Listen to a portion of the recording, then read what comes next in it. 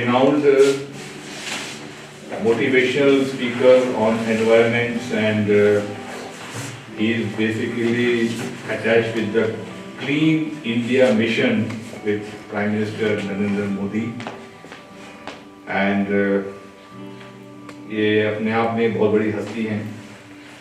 London, Europe, America कहाँ ये जाते हैं, basically on speaking on some subjects. Environments में ज़्यादा इनका फोकस रहता है। And अभी हाल ही में he had been to Nepal, and another couple of months he is very engaged with so many countries. He has already got an offer to speak something on environment and many other topics. Okay, so please give him a big hand, and I welcome him. So he is going to speak on certain topics with you. और ये हमारी खुशनसीबी है कि आज ये हमारे बीच में है। ओके, तो आप लोग गुड आफ्टरनून। मैं दो टॉपिक्स पे आपसे बात करूंगा। पहला विषय है खुद को स्वस्थ और प्रसन्न कैसे रखें, how to be healthy and happy. आज के परिवेश में, हिंदुस्तान में या बाहर के मुल्कों में किसी से भी बात करें तो 10 में से 8 लोग खुश नहीं हैं, प्रसन्न नहीं हैं, सेटिस्फाइड नहीं हैं। किसी के पास जॉब की समस्या है, किसी के पास आमदनी की समस्या है, किसी के पास परिवार की समस्या है। एक बात, प्रत्येक व्यक्ति अपने जीवन में खुश नहीं है, उसके पीछे कहीं ना कहीं उसको जीने के तरीके में, उसके जीने के तरीके में कोई ना कोई बड़ी कमी है। एक हिंदी में कहावत है, दृष्टि बदलिए दृष्टिकोण बदल जाएगा। Change your view, your life will change. हम बात करेंगे सबसे पहले कोरोना महामारी की। 22 मार्च को नरेंद्र मोदी जी, प्रधानमंत्री जी ने भारत में कह दिया कि कल से सब कुछ बंद हो जाएगा। 6 महीने तक बंद रहे और आज तक मोर और लेस भारत में या पूरी दुनिया के 215 देशों में एस्टैब्लिशमेंट ठीक प्रकार से हो नहीं पाई है। पिछले हफ्ते से फिर से एक नया कोरोना का रूप, जर्मनी में 3 महीने की इमरजेंसी लागू की गई है, इंग्लैंड में 1 महीने का लॉकडाउन है। दुनिया के कई देश फिर से इसकी चपेट में आ रहे हैं। आप बच्चों को कुछ बात कहना जरूरी है। ज्यादातर शिकायत मुझे आज के बच्चों से है कि किसी का रूटीन लाइफ नहीं है। रूटीन लाइफ इसलिए नहीं है कि सबने अपने हाथ में एक दुश्मन पाल रखा है, वो है मोबाइल। मोबाइल से किसको क्या लाभ मिलता है ये मैं नहीं जानता, परंतु कितना नुकसान है उसकी चर्चा करनी जरूरी है। सबसे पहले, अगर हम दिन भर में 24 घंटे में 10 लोगों से बात करते हैं, 5 मिनट के हिसाब से 12 लोगों से बात करते हैं, तो 1 घंटा हम 24 घंटे में बात करते हैं, जो सबसे कम है। शरीर का सबसे नाजुक पार्ट ये है, कनपट्टी जिसको हिंदी में कहते हैं। मेरी एक ट्रेनिंग हुई थी न्यूरो साइंस में, all India institute of medical science Delhi में, जिसमें बताया गया कि आप यदि लगातार रोज 1 घंटा, जबकि आप सभी समझ सकते हैं कि आप लोगों के साथ मोबाइल का रिलेशन किसी का 4 घंटा, किसी का 6 घंटा, किसी का 8 घंटा, किसी का 10 घंटा होता है, पर सबसे कम आवर 1 घंटा अगर आप कनपट्टी में या मोबाइल को सामने रख के उसका रेडिएशन लेते हैं, 30 घंटा महीने में, 360 घंटा 1 साल में, तो ये 1 घंटा रोज का परिणाम है न्यूरो साइंस के अनुसार। आपको क्या लाभ मिला ये तो आप जाने, लेकिन जो हानि मिली 1 साल तक इस्तेमाल करने के बाद, यानी कि 350 से 400 घंटे मोबाइल इस्तेमाल करने के बाद आपकी आधी याददाश्त चली गई, आपका आंख का 25% विजिबिलिटी कम हो गया, आपके नींद में 40% का डिस्टरबेंस हुआ। चौथा, आपके अंदर एंजाइटी और इरिटेशन, गुस्सा और नींद, ये 50% और बढ़ गया। परिणाम ये निकला कि आंखों में अचानक से आंसू आना, कुछ बात याद करके गुस्सा आना, झगड़े की प्रवृत्ति आना, और 22 मार्च से लेकर के 22 जून 3 महीने के अंदर 100 दिन के अंदर झारखंड जैसे जगह में हर 5 घंटे में एक आत्महत्या हुई। यानी 24 घंटे में 5 से 6 लोगों ने सुसाइड किया, 500 लोगों ने 100 दिन में सुसाइड किया। पर क्या मौत को गले लगाना ही एक सॉल्यूशन है? बिल्कुल नहीं। इंसान जब जन्म लेता है तो इंसान के सामने चुनौतियां आती है, चैलेंजेज आते हैं। उसको जो इंसान कुचलता है वही बादशाह बनता है। सबसे पहले अपने जीवन को रूटीन में जीना सीखिए। हमको 11 बजे सो जाना है तो सो जाना है।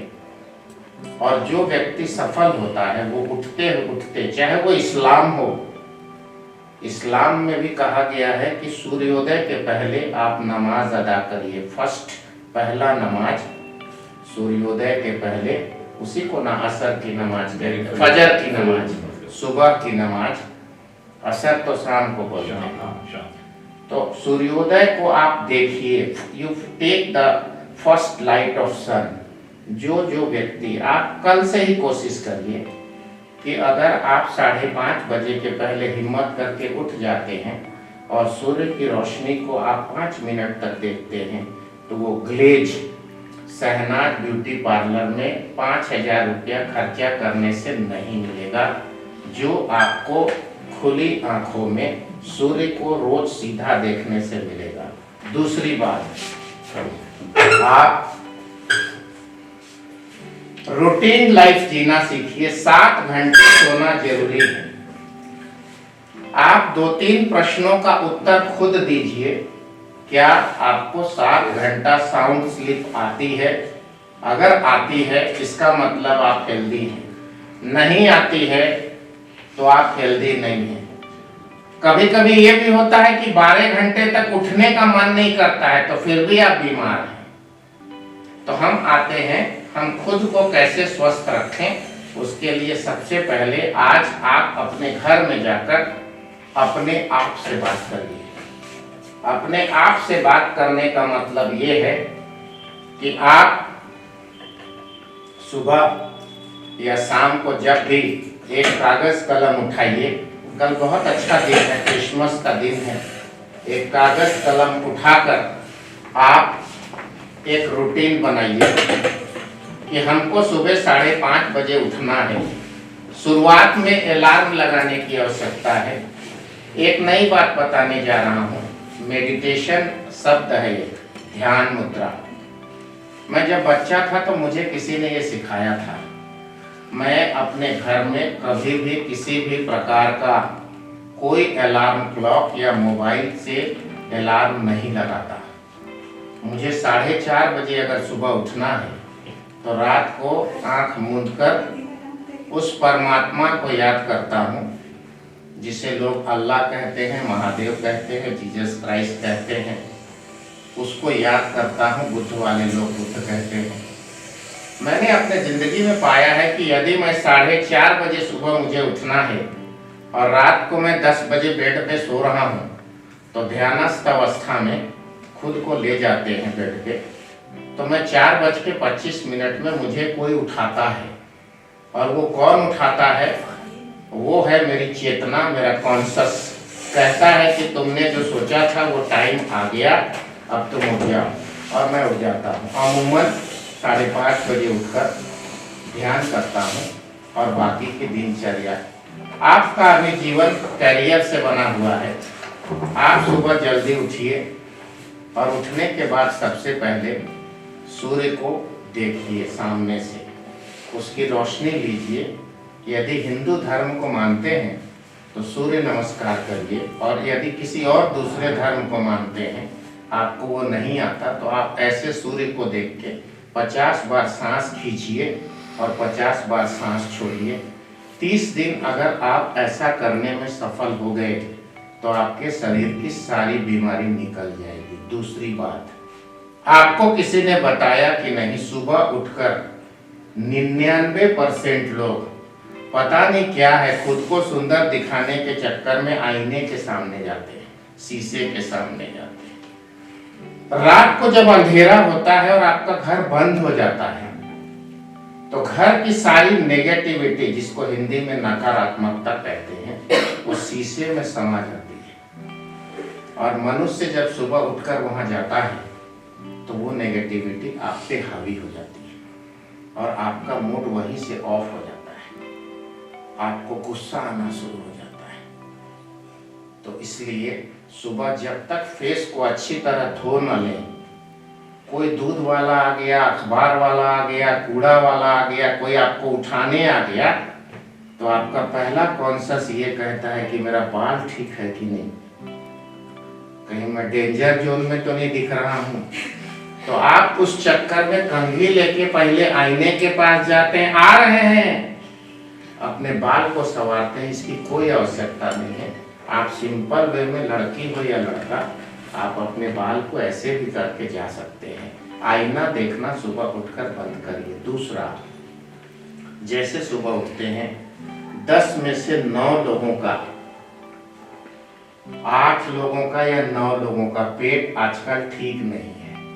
उसका कारण ये है कि बाजार में जितनी भी खाने पीने की चीजें बिकती है उसमें केमिकल है, प्लास्टिक से मिला हुआ रद्दी खाना उसमें बंद है, उसको हम लोग रात को खा के सोते हैं।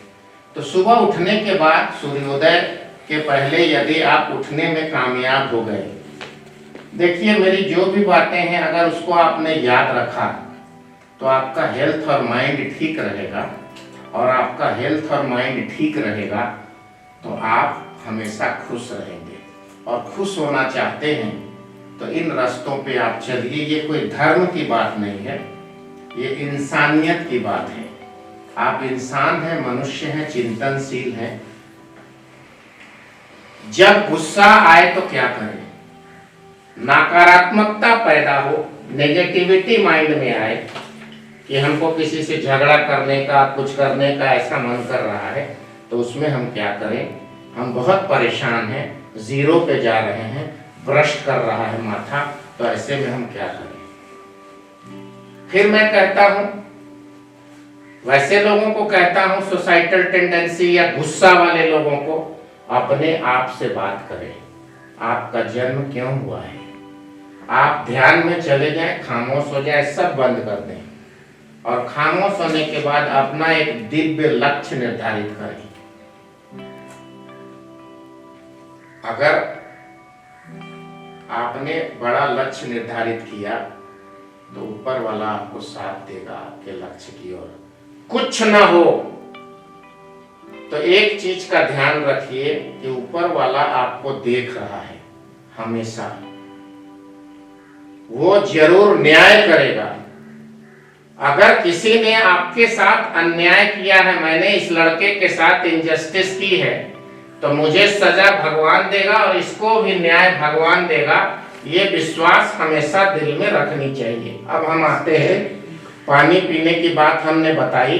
खाना खाने के आधा घंटा पहले थोड़ा पानी, आधा गिलास, ये नहीं कि 4 गिलास पानी पी लेंगे तो फिर खाना जाएगा नहीं। खाना खाने के बाद पानी। अब शाम का जो भोजन है वो बहुत नॉर्मल खाना खाना चाहिए। कई लोग हंसी मजाक में भी हम लोग कहते हैं कि आज इनके घर में पार्टी है तो दिन में थोड़ा कम खाया जाए, शाम को जरा ठीक से देखेंगे। तो कहने का मतलब है कि पार्टी है या ऐसे घर में भी अच्छी कोई नॉनवेज बना है, कोई स्पेशल फूड बना है, तो इतना ज्यादा ना खा लिया जाए। और हमेशा ध्यान रखिए मेडिकल साइंस के हिसाब से 8 बजे तक, या 8 बजे न भी कहें, अगर आप 10 बजे सोते हैं तो आपके सोने में और आपके खाने में 2.5 घंटे का अंतर होना चाहिए। क्यों होना चाहिए? लाइट फूड रात को यदि आप खाते हैं, जो लोग आप लोग नॉन वेज खाते हैं, मेरा आपसे विशेष आग्रह है कि कम से कम डिनर में नॉन वेज की कोशिश न करें, क्योंकि वो रात को डाइजेस्ट नहीं होता है। और दिक्कत ये है कि ज्यादातर लोग मजे लेने के लिए डिनर में ही नॉन वेज खाते हैं, यही बीमारी का कारण है। नॉन वेज का समय दिन में है, क्योंकि कोई भी नॉन वेज को डाइजेस्ट होने में 8 से 10 घंटा लगता है। और आप इतना ख्याल रखिए कि जब आप सो जाते हैं तो आपका भोजन पकता नहीं है, वो स्थिर रहता है, आपको बेचैन करके रखता है। और शाम के समय में कोशिश ये रहे कि बहुत लाइट खाना खाएं, जितना आपका आहार है उसका आधा खाना खाएं। आपके शरीर में आप देखेंगे, आपका कोई मित्र है वो 30 रोटी भी खा सकता है और आपके लिए 3 रोटी भी भारी है। मेरा ये कहना है कि आप लाइट फूड एक्सेप्ट करें। आपको हमेशा अब सोने के पहले क्या करना है, अच्छी तरह ब्रश करना है। ब्रश करने की विधि हमने बताई, और 1 गिलास सुसुम पानी पीना है। और एक चीज, अगर आप इस्लाम को मानते हैं तो अल्लाह को याद करिए, क्रिश्चियनिटी को मानते हैं मतलब अपने भगवान को याद करिए, शांत चित्त से बैठिए। हिंदू धर्म में दुर्गा सप्तशती एक पुस्तक है, उसमें एक श्लोक है, या देवी सर्वभूतेषु मां निद्रा रूपेण संस्थिता, नमस्तस्यै नमस्तस्यै नमस्तस्यै नमो नमः। हे मां, मुझे अपने नींद के गोद में ले चलो और मुझे 5 बजे उठा देना। आप देखेंगे, आपको लगेगा कि माँ दुर्गा हमारे साथ है। अल्लाह ताला को आप कह सकते हैं कि फजर के नमाज पे पहले आपका बंदा आपके सामने बंदगी के लिए हाजिर हो। आपको लगेगा कि किसी ने आपको उठाया है, क्योंकि आपके अंदर जो आत्मा है वही परमात्मा का एक लाइट है। व्हाट इज आत्मा? आत्मा भगवान का, परमात्मा का एक रिप्रेजेंटेटिव है। जिस दिन वो निकल जाएगा उस दिन शरीर खत्म हो जाएगा और आप मिट्टी में मिल जाएंगे। आपको लोग जला दे तो, मिट्टी में गाड़ दे तो शरीर खत्म हो जाएगा। अपने आप से बात करने का मतलब ये है कि अपने आप से जब बात करेंगे, आत्मा से बात करेंगे, तो आपके दिल में भगवान होते हैं। ये एक चैप्टर था मेरा आज का कि हम जिंदगी को कैसे जिए, सुकून से कैसे जिए। अब दूसरी पार्ट की ओर आते हैं कि हमारा जन्म क्यों हुआ है, हमारा कोई रिस्पॉन्सिबिलिटी है भी कि नहीं है। हमारा जन्म सिर्फ इसलिए हुआ है कि हम एयर होस्टेस बन जाएं, पायलट बन जाएं, होटल के मालिक बन जाएं, बड़ा अफसर बन जाएं, एक अच्छी सी रेंज रोवर ऑडी गाड़ी ले लें, एक बंगला ले लें, शादी कर लें, थोड़ा देश विदेश घूम जाएं और अच्छा बैंक बैलेंस हो जाए और फिर रुखसत कर ले। नहीं, सूरज हमें गर्मी देता है, चंद्रमा हमें शीतलता देती है, पेड़ हमें छांव देते हैं। हम सभी जो बैठे हैं, आज आप में से किसी का मरीज हॉस्पिटल में भर्ती होता है, आप सभी ने हॉस्पिटल का बिल जरूर देखा होगा। तो छोटे अस्पताल वाले लोग 2 से 2,500 24 घंटा ऑक्सीजन चढ़ाने का लेते हैं। बड़े अस्पताल में जाएंगे तो वो 4,000 लेते हैं। आपको 24 घंटा जो ऑक्सीजन सप्लाई पेशेंट को करते हैं 2,000 से 4,000, मतलब आपके सांसों की कीमत लगभग 3 से 4,000 रुपया 24 घंटा में है। आपको ऑक्सीजन की कीमत कब पता लगती है? जब आपका कोई मरीज हॉस्पिटल में भर्ती होता है और आपको पैसा देना पड़ता है। तो अब इसके लिए हम क्या किए हैं अपने जीवन में? कुछ नहीं, फ्री का सांस लिए हैं और गैस निकाले हैं, कार्बन डाइऑक्साइड जहरीला, और तो कुछ किए नहीं है। हम मनुष्य हैं, हमारा क्या कंट्रीब्यूशन है? क्या हमने अपने जिंदगी में एक पेड़ लगाया? उस पेड़ को लगाकर क्या हमने बड़ा किया? बिल्कुल नहीं, नहीं किया। जा बेटा, गॉड ब्लेस यू, और करो। पर जिन लोगों ने नहीं किया उसके लिए मैं कह रहा हूं, एक पीपल पेड़ है, वो 24 घंटा ऑक्सीजन देता है और लेता क्या है, हमारा कार्बन डाइऑक्साइड, हमारे जहर को सोखता है। क्या हमारा फर्ज नहीं है कि आज हमारा बर्थडे है तो कल हमारे ईसा मसीह का बर्थडे है तो हम एक पीपल का पेड़ लगा लें और उसको बड़ा करें, और अगले साल फिर एक लगाएं, उसको बड़ा करें, फिर अगले साल एक लगाएं, उसको बड़ा करें। ऐसा करके हम हर साल तो पेड़ लगा सकते हैं। Can we contribute for the society, for human being? No, आज लोग नहीं करते हैं। तो हमारा कर्तव्य ये है कि हम पेड़ लगाएं, उसको बड़ा करें। एक ऑक्सीजन, एक पीपल का पेड़ 8 लोगों के लिए 24 घंटे में ऑक्सीजन देता है। रुपया के हिसाब से देखें, हॉस्पिटल के अनुसार तो 32,000 का ऑक्सीजन एक दिन में, तो 9 लाख का एक महीना में, तो 1 करोड़ रुपया का सांस एक पीपल का पेड़ देता है। अगर आप में से किसी ने एक पीपल का पेड़ लगाया और वो बड़ा हो गया तो आप उसको देखेंगे तो आपका दिल बोलेगा कि हमने कुछ किया या नहीं किया। प्रकृति के लिए, सोसाइटी के लिए, संसार के लिए 1 करोड़ रुपए के ऑक्सीजन की व्यवस्था मैंने की है, ऊपर वाला हमको आशीर्वाद देगा। ये पेड़ की कीमत है। अगर अभी 3 दिन तक, आज सुबह सुबह सबको कष्ट हुआ होगा, मुझे भी हुआ, मैंने भी कंप्लेन किया कि धूप नहीं निकली है। आप लोगों को भी लगा होगा कि आज कितनी ठंडी है, धूप नहीं निकली है। पर हमारा इसमें योगदान क्या है? कुछ भी नहीं। हमें प्रकृति के इन 5 तत्वों के लिए, आकाश के लिए, वायु के लिए, अग्नि के लिए, सूर्य के लिए, जल के लिए और पृथ्वी के लिए काम करना चाहिए। पेड़ लगाना चाहिए, गंदगी नहीं फैलानी चाहिए, और गंदगी फैला करके एंटी नेचर वर्क नहीं करना चाहिए।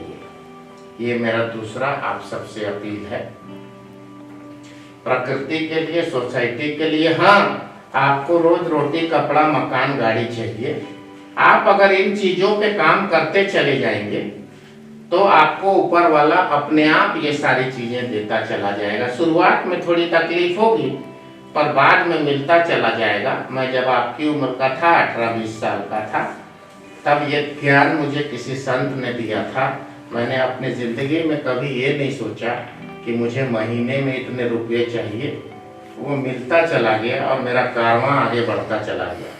मुझे कब मकान बनाना है, कब दुकान बनाना है, ये तय ऊपर वाला करेगा।